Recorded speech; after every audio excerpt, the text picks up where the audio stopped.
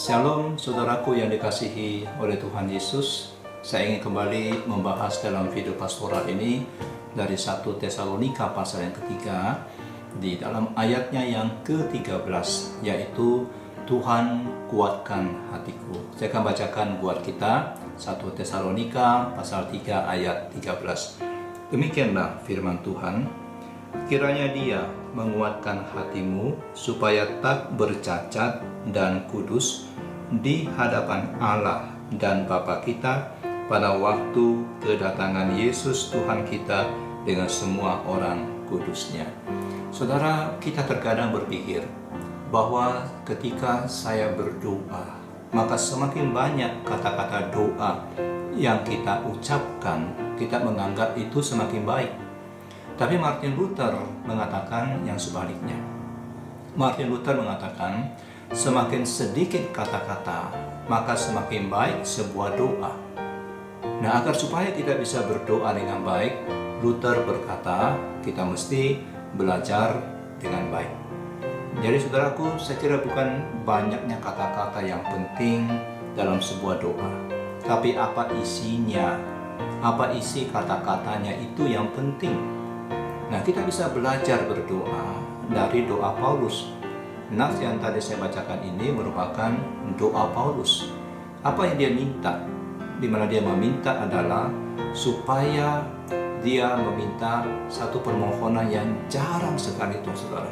Dia meminta supaya jemaat Tesalonika dikuatkan oleh Tuhan.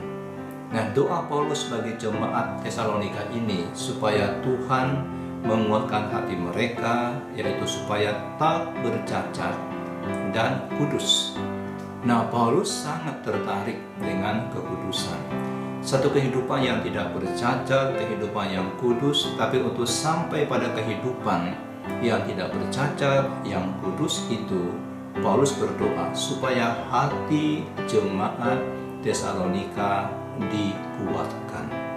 Jadi hati ini perlu kuat supaya bisa hidup kudus. Ada banyak pencobaan yang menyerang pikiran dan kemudian mencoba menembus hati. Tapi kalau hati kita kuat, kita akan bisa hidup di dalam kekudusan.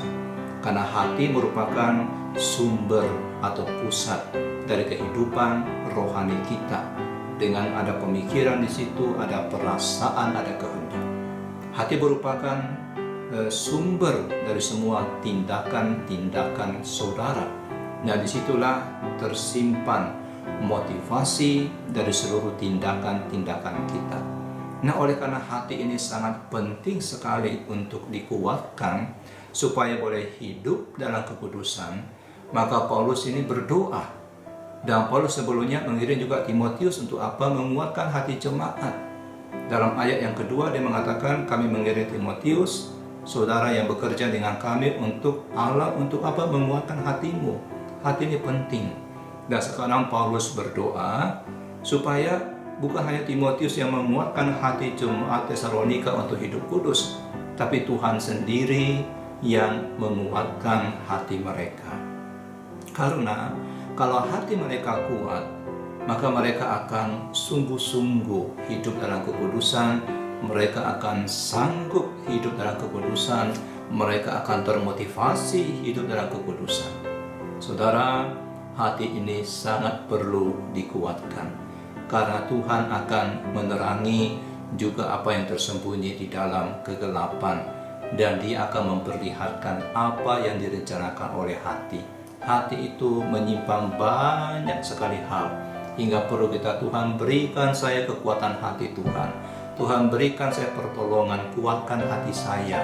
Dan inilah yang Paulus minta bagi jemaat Tesalonika. Dari 1 Tesalonika 3 ayat 13, kiranya Dia, ini doa, kiranya Dia menguatkan hatimu. Supaya apa?